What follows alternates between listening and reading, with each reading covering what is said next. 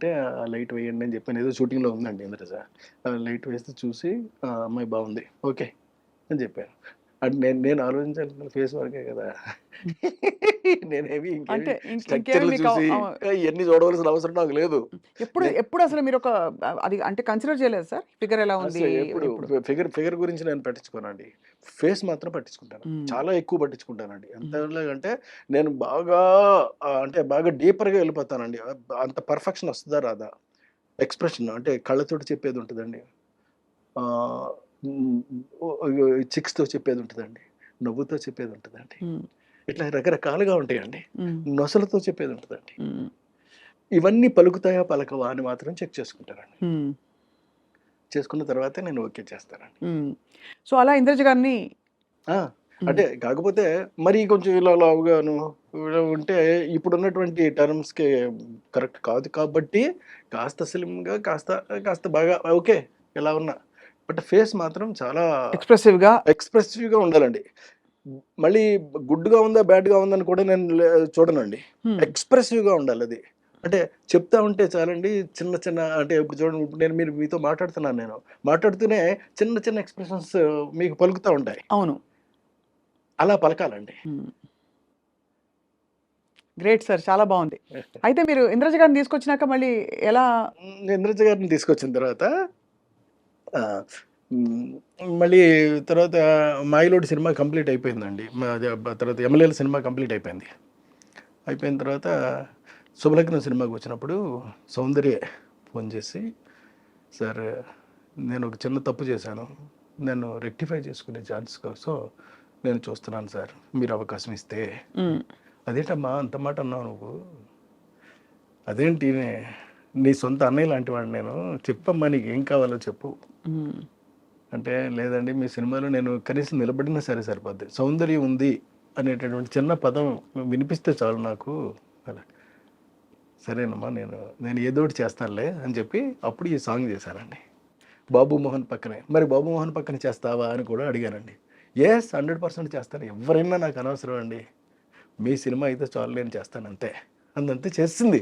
ఎలా వచ్చుంటుంది ఆవిడకి ఆ రియలైజేషను? అంటే ముందు వద్దనుకుని ముందు వద్దనుకున్నప్పుడు అప్పుడు ఏంటంటే అప్పుడు తన మెదడులోనో, మనసులోనో మొత్తం మీద ఈ బయట నుంచినటువంటి చెప్పిన మాటలన్నీ గూడా బాగా ఎక్కాయి. అంటే హ్మ్. పెద్ద పెద్ద పెద్ద పెద్ద హీరోలు ఉంటేనే గాని అవును. చేస్తే అప్పుడు ఎలాగా? అందులో షీ వాస్ చిన్న టాప్. హీరో మరీ 'ఆలీ' లాంటి చిన్న హీరో మీద చేయటం ఏంటి అలాగని. కోట కూడా మానేశాడండి. అయ్యో! హ్మ్.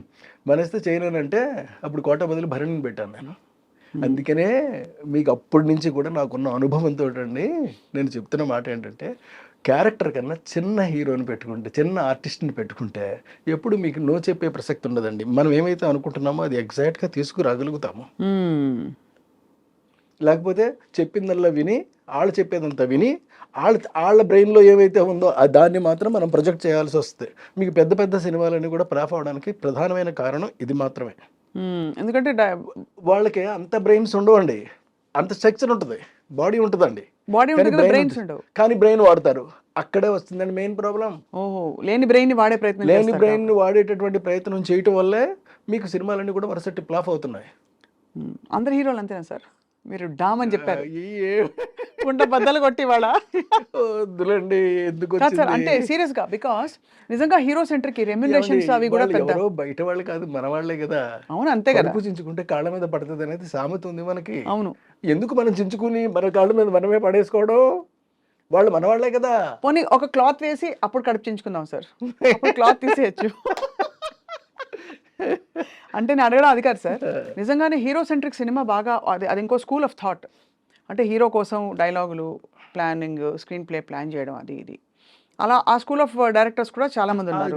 వాళ్ళు కూడా సక్సెస్‌ఫుల్‌గా రన్ అవుతున్న వాళ్ళు ఉన్నారండి. రన్ ఉన్నారు తప్పకుండా. అవును ఉన్నారు. కదా సార్. అంతే కదా! ఏవండీ కథే ఇదిగా పెట్టుకున్న వాళ్ళందరూ కూడా కథ మీదే రన్ అవుతారు సార్. సినిమా మీద, సినిమాకి దానికి సంబంధించినటువంటి అనువుగా.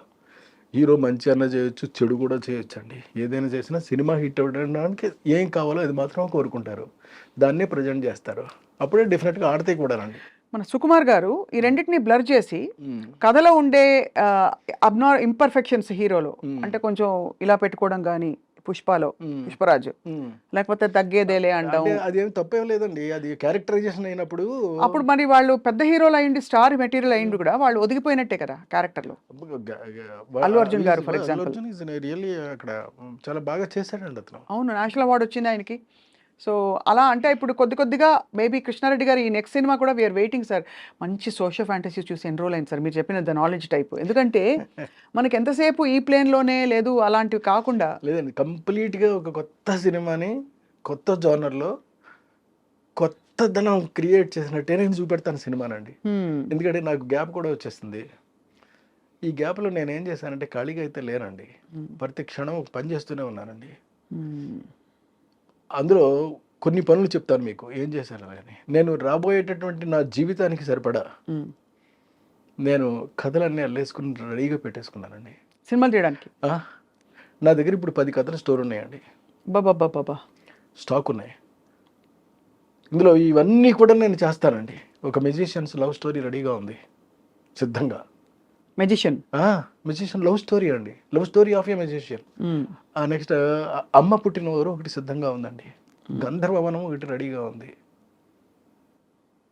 ఇలాంటి ఒకటి కాదండి, ఎన్నున్నాయో 10 సినిమాలు నేను సిద్ధం చేసి పెట్టుకున్నానండి. కానీ ఎక్కడి నుంచి పుడుతున్నాయి మీకు ఇప్పుడు? అంటే what is influencing your thought in to certain kinds of stories? Your good question అండి, మళ్ళీ మిమ్మల్ని అభినందిస్తున్నా. నాకు అంటే ఒక మనిషికి ఒక జెల్ ఉంటుందండి, అది బ్రెయిన్లో అన్నా ఉండొచ్చు, బాడీలో అన్నా ఉండొచ్చు, ఏదన్నా ఉండొచ్చు అండి. అది బ్రెయిన్లో ఉంటే ఒకలా ఉంటుందండి. అది బ్రెయిన్లో ఉన్న వాళ్ళు ఏం చేస్తారంటే, నా దగ్గర ఈ కథల యొక్క సంఖ్య పెరిగిపోతూ ఉన్నప్పుడు ఇప్పుడు నేను ఏం చేశానంటే చెప్తాను మళ్ళీ మీకు. నేను అందమైనటువంటి కథలు 1 పేజీలో కొన్ని రాసేసుకున్నానండి. దరిదాపుగా ఒక 20 కథల దగ్గర రాసేసానండి. ఈ 20 కథల్ని వారానికి ఒకటి చొప్పున యూట్యూబ్లో రిలీజ్ చేస్తానండి.